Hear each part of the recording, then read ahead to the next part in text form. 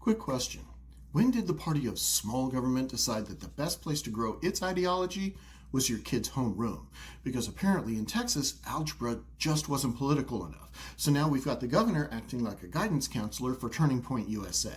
That's right, Texas got an early Christmas present from its governor in the form of yet another mandate and an overt threat directed specifically at Texas high schools.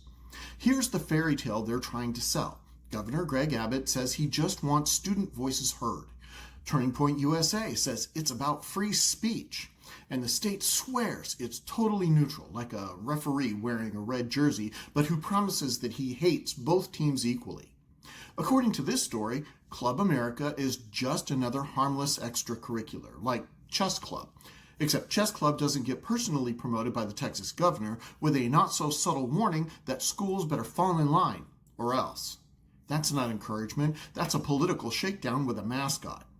Let's stop pretending that this is organic. If this were truly about free association, the governor wouldn't be threatening schools with meaningful disciplinary action for not rolling out the red carpet for a specific political organization. Libertarian rule number 1, good ideas don't need force. Free speech that needs government muscle isn't free speech, it's state-sponsored speech.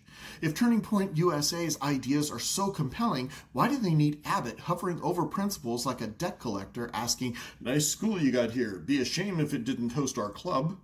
That's not liberty, that's leverage, in the study, with a pipe wrench.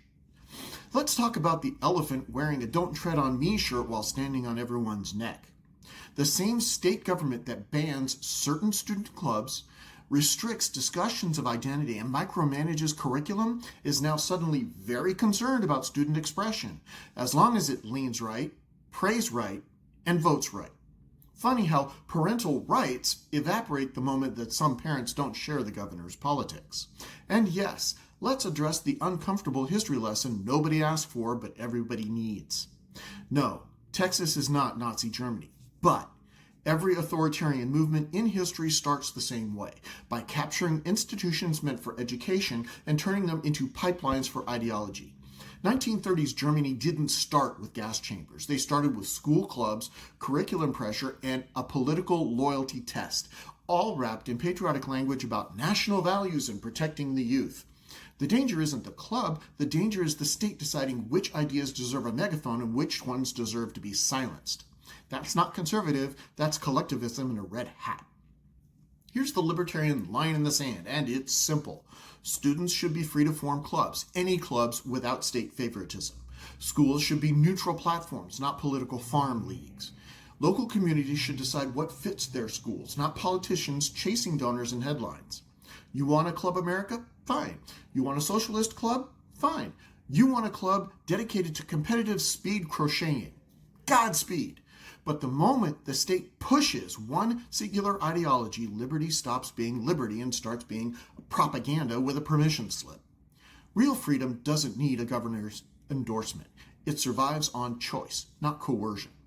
So let's circle back to the lie at the center of this mess, that promoting a single political ideology in public schools somehow defends freedom. No. It trains obedience. It teaches kids that power, not principle, decide what ideas matter. And that lesson sticks around a lot longer than anything on the SAT. Here's the hard truth neither party wants to hear. Republicans are flirting openly with authoritarianism, waving the flag while tightening the leash. Democrats respond with their own brand of top-down control, just with better fonts and friendlier press releases. Neither one owns liberty. Neither one owns unity. And if you're tired of being told your only choices are red control or blue control, you're not crazy, you're just politically homeless. So here's my question for you. If the state gets to decide which ideas your kids hear today, who decides tomorrow? Drop your thought in the comments and share this one with someone who still thinks small government means selective government. And if you're done choosing between the lesser of two authoritarians, welcome to the coalition of the fed up.